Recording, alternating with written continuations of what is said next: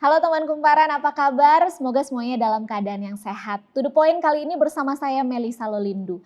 Belakangan masih dalam situasi pandemi COVID-19, orang tua kembali dibuat was-was dengan kemunculan penyakit hepatitis akut yang menyerang anak-anak. Nah, kasus ini pertama kali terdeteksi pada tanggal 5 April lalu di Inggris, di mana hingga kini belum diketahui penyebab pastinya. Nah, di Indonesia sendiri sudah ada 7 kasus kematian hepatitis akut, setidaknya data ini sampai Kamis malam, dan mungkin publik bertanya-tanya ya, lantas apa saja nih yang perlu orang tua perhatikan agar anak bisa terhindar dari penyakit ini?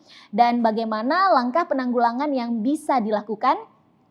Selengkapnya kita bahas bersama 3 narasumber kita, Dr. Aryani Dewi Widodo, Profesor Zubairi Jurban, dan juga Dr. Siti Nadia Tarmizi di To The Point.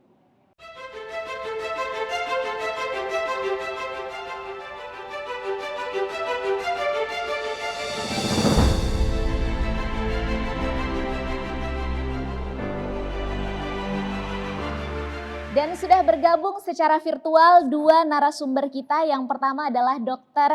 Aryani Dewi Widodo selaku dokter spesialis anak pencernaan dan hati. Kemudian Profesor Zubairi sebagai perwakilan dari ID dan juga merupakan dokter spesialis penyakit dalam. Saya sapa dulu, halo Prof dan Dr. Aryani, apa kabar? Baik, alhamdulillah. Apa kabar Dr. Aryani? Baik, terima kasih. Apa kabar Prof? Apa kabar Mbak? Kabar baik, terima kasih banyak Prof dan Dr. Aryani sudah bergabung bersama To The Point kali ini. Saya mau langsung ngobrol-ngobrol. Yang pertama saya ingin ke Dr. Aryani. Dok, mungkin boleh dijelaskan nih, apa sebenarnya penyakit hepatitis akut ini? Dan faktor-faktor apa saja yang dapat menyebabkan seseorang ini dapat terinfeksi hepatitis? Nah, terima kasih Mbak. Jadi di dalam tubuh kita ada yang namanya organ hati ya, liver atau hati. Nah, hepatitis artinya terjadi peradangan pada organ hati tersebut.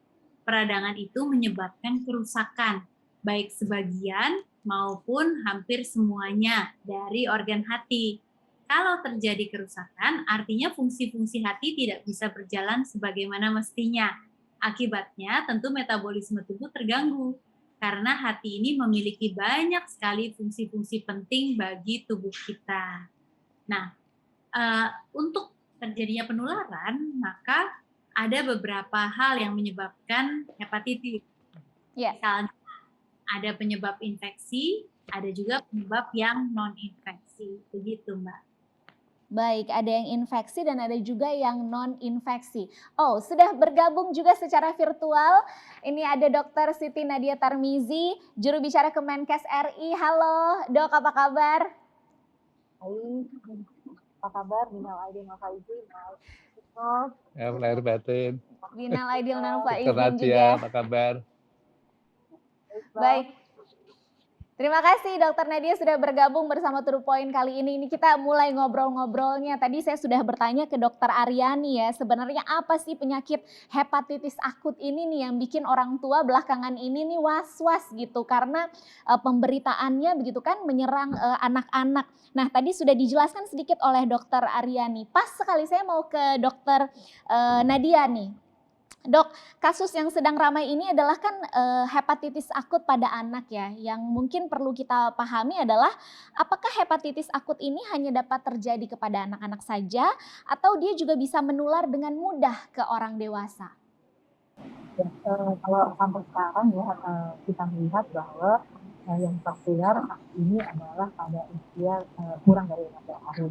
Itu sebagian besar 90%-nya itu memang ya 1 bulan sampai dengan 16 tahun ya. Itu berada pada usia 6 tahun. Nah, apakah nanti orang dewasa di atas usia 16 tahun bisa tertular atau tidak? Tentunya kita belum ada jawaban yang pasti ya. Nah, penyakit ini baru dan tentunya banyak sekali yang harus kita pelajari. Baik. Ini termasuk penyakit yang baru dan masih banyak yang harus didalami dan dipelajari ya Dok ya. Saya ingin ke Prof. Zubairi. Prof, lalu apa nih sejauh ini yang diketahui yang membedakan antara hepatitis akut ini dengan varian hepatitis yang lain, Prof? Iya, jadi kan gejalanya mirip. Namun pada waktu diperiksa ternyata dites untuk hepatitis A negatif, B tidak ketemu, C negatif, D negatif, E negatif. Nah ini kemudian dokter-dokter baik yang awalnya kan di Inggris, kemudian di Amerika. Sebetulnya bukan mulai April sih, mulai Oktober, namun sebagian besar memang benar dimulai pada awal tahun ini.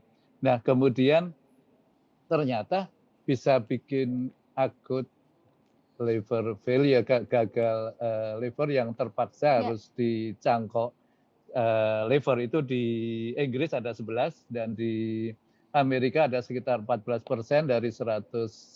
Jadi hampir sama, sekitar belasan anak yang kemudian dicangkok. Jadi memang suatu kondisi hepatitis akut yang gawat, yang kalau diperiksa terhadap hepatitis virus yang sebelumnya kita ketahui ternyata negatif.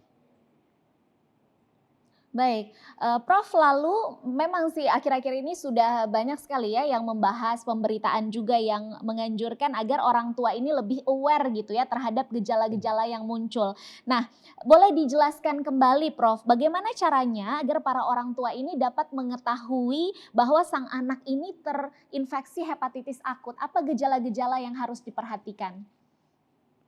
Iya, mungkin orang tua mungkin harus lihat anaknya, khususnya yang usia di bawah 6 tahun dan juga di bawah 10 tahun.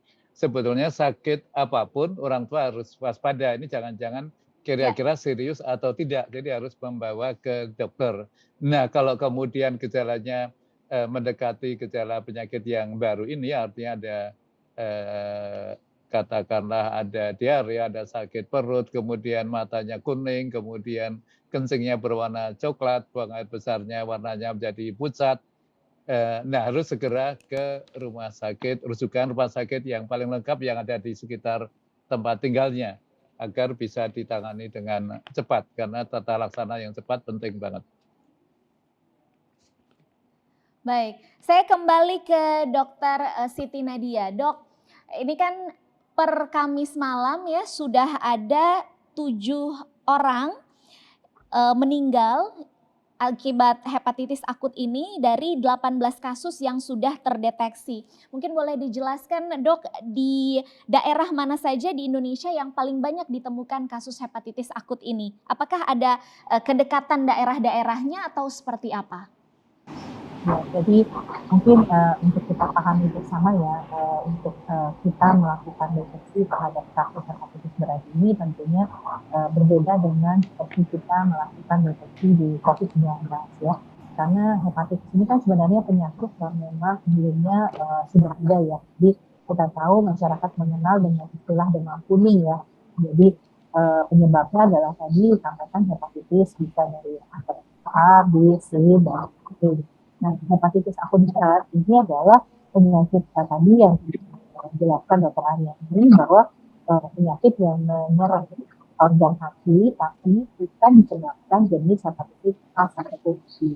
Oleh karena itu sistemnya kita mendeteksi itu adalah pertama kita mendapatkan tanda gejala dan pemeriksaan laboratorium baik yang mengarah kepada gejala hepatitis akut berat. Dari proses itu kita mendapatkan 18 suspek gejala hepatitis akut. Dari 18 suspek yang kita ketahui, kita lakukan pemeriksaan. Kita memastikan tipe variannya bukan ABCDE dan mencari penyebab ini. Nah, dari 18 tadi kita mendapatkan 9 yang sudah hampir selesai pemeriksaan ini. Kita golongkan sebagai kasus pending saja yang belum selesai. Nah, 7 kasus itu sudah diaktifkan begitu. Nah, 2 itu sedang dalam proses pemeriksaan.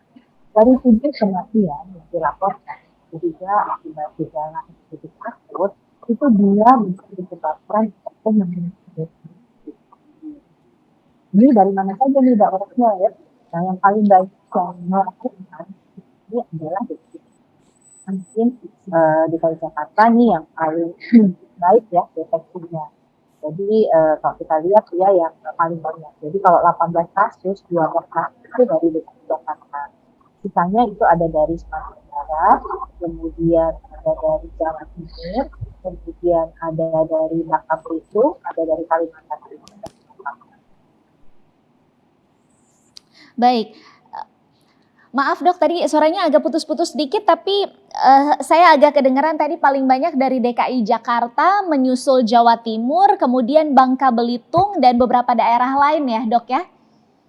Ada Kalimantan Timur dan ada kemudian Sumatera Barat. Jadi memang belum semua daerah itu menemukan kasus gejala hepatitis akut berat ini. Tapi dari sistem surveillance ada beberapa daerah terjadi peningkatan ya. Otomatis kalau kita lebih waspada ada orang sakit kuning itu segera lapor ya ke fasilitas pelayanan kesehatan. Dan kemudian kita lihat beberapa daerah itu terjadi peningkatan yang dilaporkan terkait demam kuning atau sindrom kuning. Baik, baik. Intinya orang tua diimbau bahwa ketika melihat ada gejala sedikit terhadap anak itu langsung saja segera dibawa ke rumah sakit atau puskesmas terdekat begitu ya dok ya untuk diperiksa lebih lanjut. Baik, saya beralih ke Dokter Aryani kembali. Dok Aryani, apakah anak-anak maupun orang dewasa yang sudah divaksinasi hepatitis sebelumnya juga masih rentan dok terpapar hepatitis akut ini? Nah, sebetulnya begini, masalahnya adalah penyebab dari hepatitis akut yang sekarang, yang misterius ini memang belum diketahui. Tapi ada beberapa penyebab hepatitis akut yang sebelumnya sudah diketahui.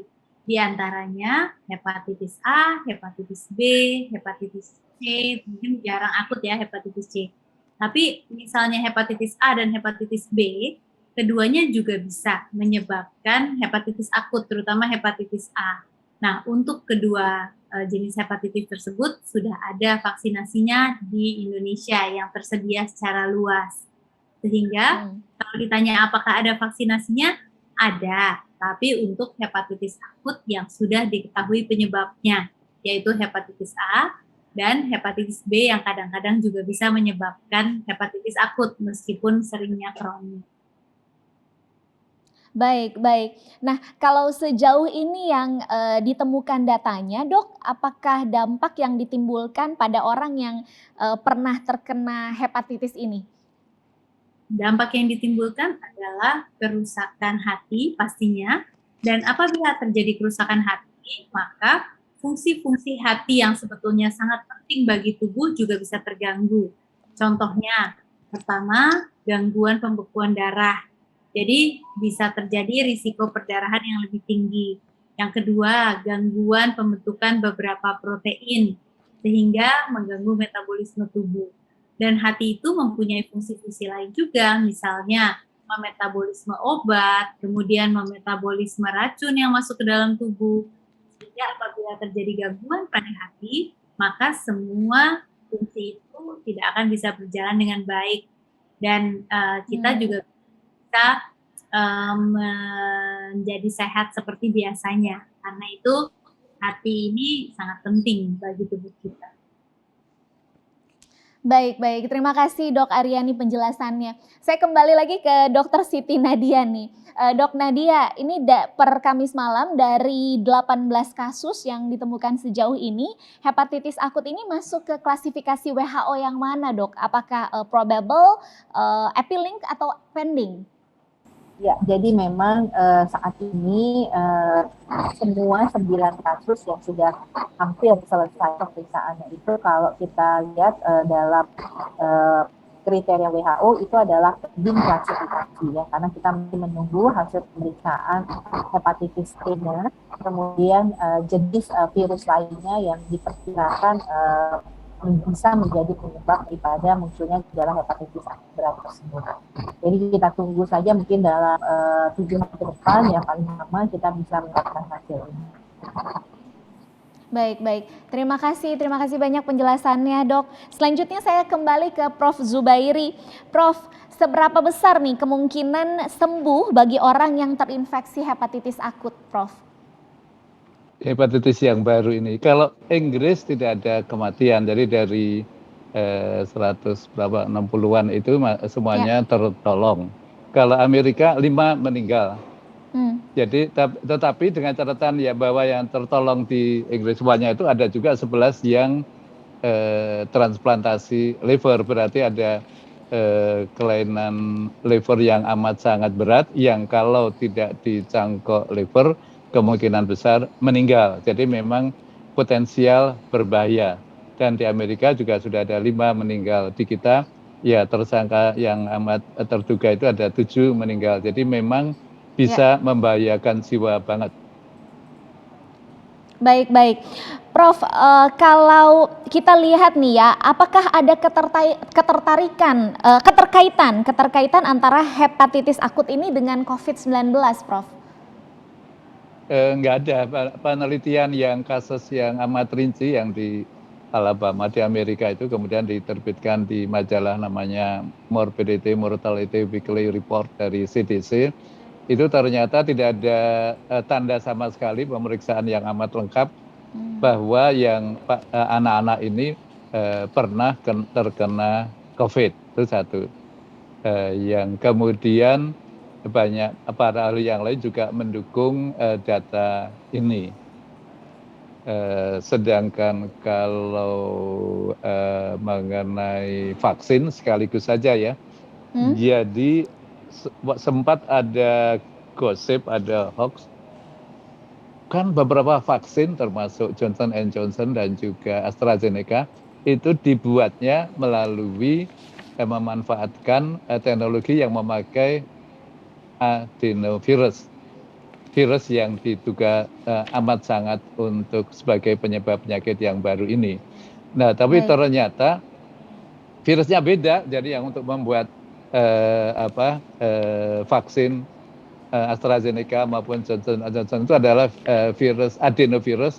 Adenovirus ternyata macam-macam yang amat berbeda dengan adenovirus 41 yang diduga menjadi penyebab yang paling tersangka penyakit yang baru ini. Lagi pula adenovirus yang untuk membuat vaksin itu sudah direkayasa sehingga tidak bisa lagi menular, tidak bisa lagi replikasi, ya. Dan semua anak yang dengan penyakit baru ini yang di Inggris memang usia yang sama sekali tidak ada yang divaksin terhadap COVID-19. Jadi bisa disimpulkan bahwa tidak ada hubungan sama sekali dengan vaksinasi untuk COVID-19 dan tidak ada hubungan dengan infeksi dari penyakit yang COVID-19 ini. Baik. Terima kasih banyak Prof untuk penjelasannya. Saya kembali lagi ke Dr. Siti Nadia. Dok, kalau dari temuan pemerintah hingga saat ini, apa nih alternatif atau cara untuk pencegahan dari penularan yang masif hepatitis akut ini?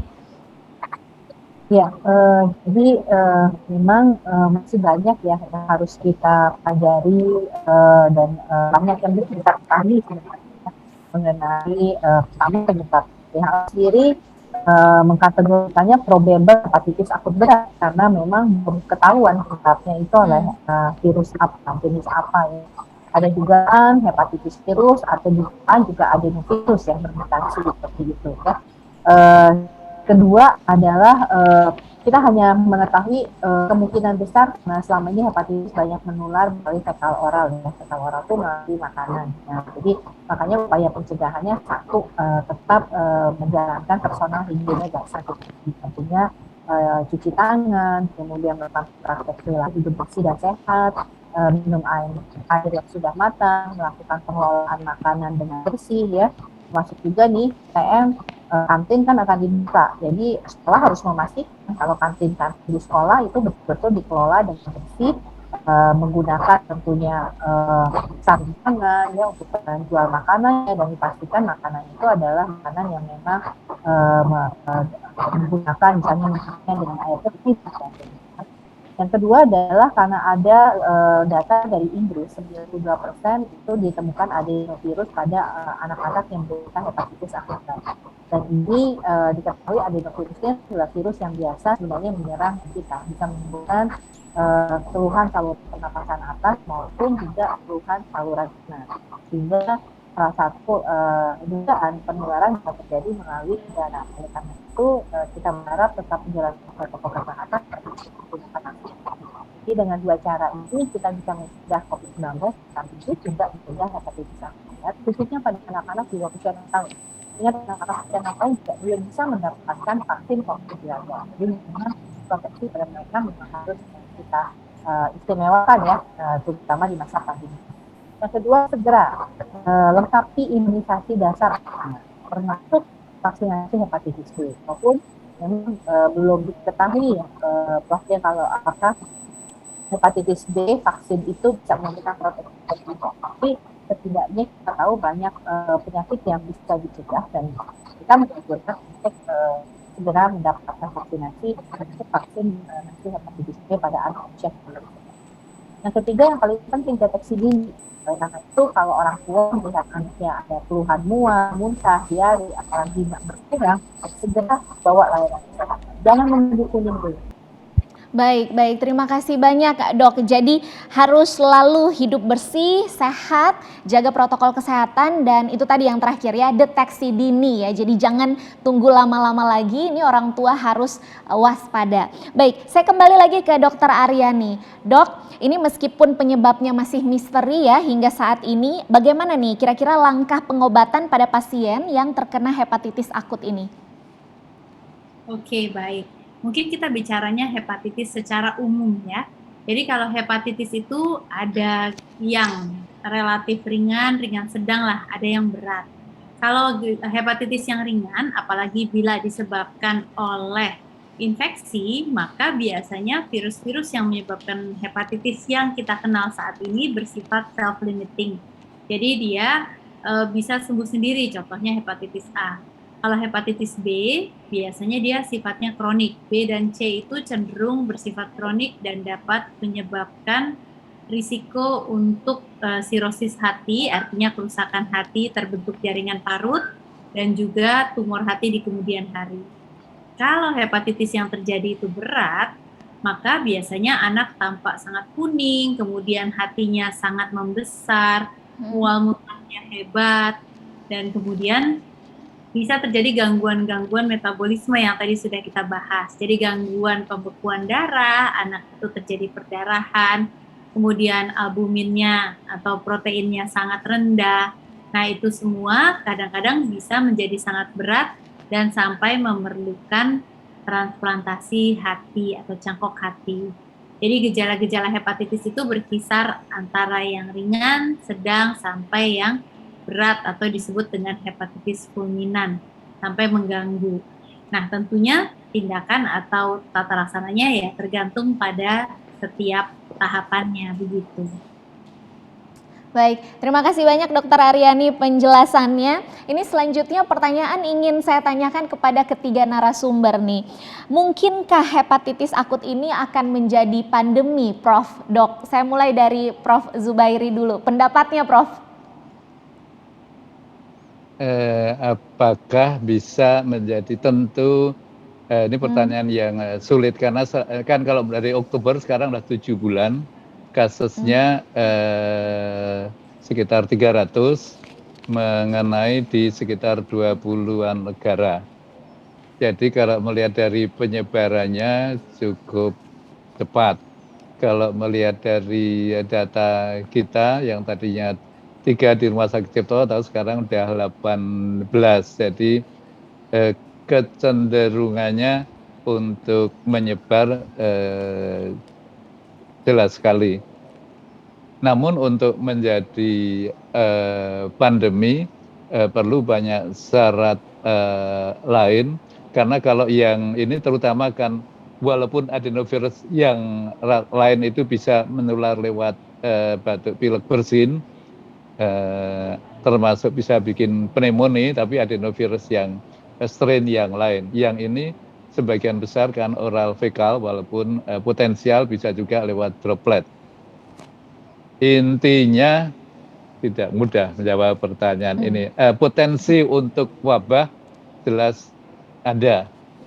Namun sekarang ini kita dunia ini kan beda sekali dengan dunia 3 tahun yang lalu. Semuanya sudah waspada banget, semuanya sudah terbiasa pakai masker, semuanya menjadi lebih terbiasa untuk menjaga kesehatan, menjaga kebersihan.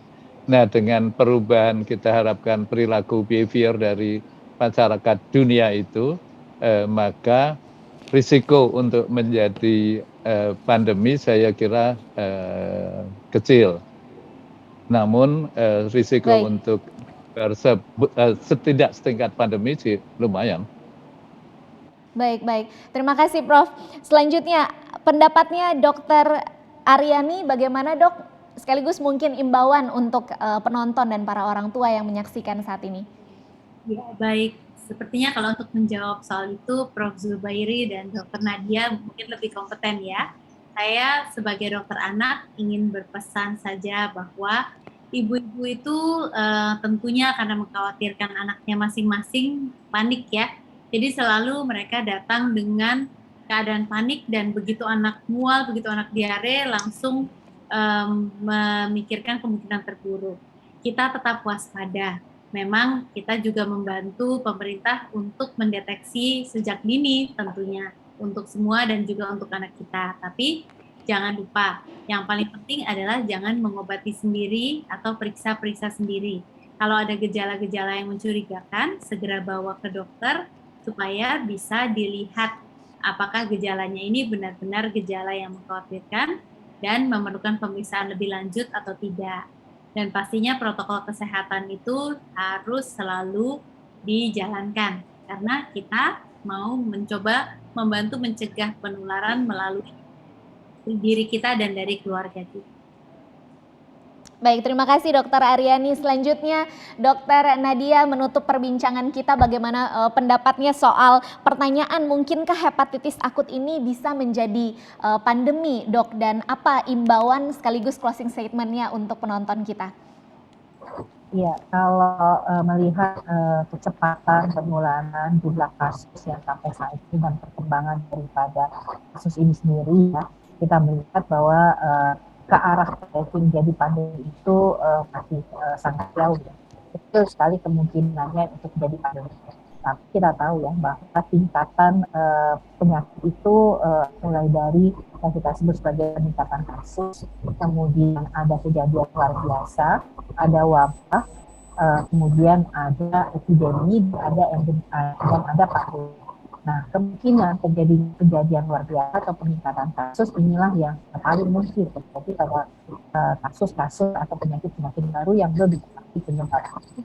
Karena kita belum tahu penyebabnya, kita belum tahu pengobatannya, kita belum tahu cara penularan itu. Karena itu yang ini menjadi kewaspadaan, maka perlu dilakukan himbauan oleh pemerintah adalah mencegah jangan sampai terjadi peningkatan kasus ataupun kejadian luar biasa. Kita melihat perbedaan sekali antara situasi COVID dengan situasi hepatitis akut. Yang selalu kita tegaskan, nggak perlu orang tua ragu-ragu untuk mengantarkan anaknya melakukan PTM karena yang kita lebih takutkan adalah penularan COVID-19. Nah, tetapi untuk hepatitis akut kita tetap waspada. Pastikan anak kita tentunya menggunakan alat makan sendiri. Pastikan anak kita cuci tangan. Ini yang perlu dilakukan oleh orang tua.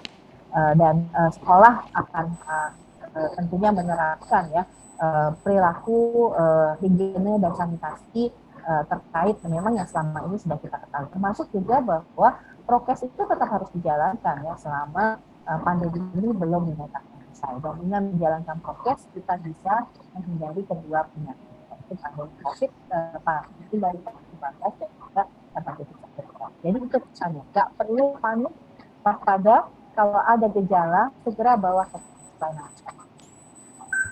Baik, tidak perlu panik kalau ada gejala segera dibawa ke puskesmas atau rumah sakit terdekat. Tapi satu lagi nih Dokter Nadia, untuk kesiapan dari fasilitas kesehatan sendiri terutama di Jakarta dan daerah lainnya dalam penanganan hepatitis akut ini sejauh ini bagaimana? Jadi kalau untuk fasilitas pelayanan kesehatan, pertama kita sudah meminta pemerintah daerah menunjuk ya rumah sakit umum daerah sebagai rujukan penanganan kasus hepatitis akut berat. Sementara rujukan nasional kita siapkan di Rumah Sakit Sulianti Saroso. Tapi di setiap provinsi kita ada rumah sakit di bawah Kementerian Kesehatan yang siap juga untuk memberikan pengobatan. Di sisi lain kita bekerja sama dengan Ikatan Dokter Anak Indonesia mengupdate tata laksana dan tidak ini bersama tentunya jaringan dokter anak spesialis anak yang ada di seluruh kabupaten kota. Ini juga melakukan update untuk tata laksana, kemudian update untuk bagaimana memprognosis kasus-kasus hepatitis akut berat. Untuk pemeriksaan laboratorium kita punya 4 yang bisa dijadikan rujukan, yaitu di FKUI, kemudian di Rumah Sakit Sulianti, kemudian di Laboratorium Nasional di Bank dulu ya, namanya adalah Laboratorium Nasional Umyati, yang terakhir adalah ke Nusantuk. Ini adalah beberapa laboratorium yang kita siapkan kalau daerah akan mengirimkan pemeriksaan tersebut. Baik, terima kasih banyak untuk ketiga narasumber yang sudah meluangkan waktunya dalam perbincangan To The Point kali ini. Terima kasih Dr. Aryani Dewi sebagai dokter spesialis anak pencernaan dan hati. Kemudian terima kasih banyak Prof. Zubairi, perwakilan dari IDI, sekaligus dokter spesialis penyakit dalam. Dan tentunya terima kasih juga Dr. Siti Nadia Tarmizi, selaku juru bicara Kemenkes RI. Sehat-sehat semuanya, Dok dan Prof. Sampai ketemu lagi di program To The Point lainnya. Baik teman kumparan, itu tadi perbincangan kita dengan ketiga narasumber kita. Dan sebagai tambahan nih, kalau teman kumparan ingin mendapatkan informasi lainnya mengenai hepatitis akut ini, langsung saja dilihat, dibaca di website dan juga bisa ditonton di channel YouTube Kumparan. Saya Melisa Lolindu beserta semua tim yang bertugas pamit undur diri. Stay healthy, sampai jumpa.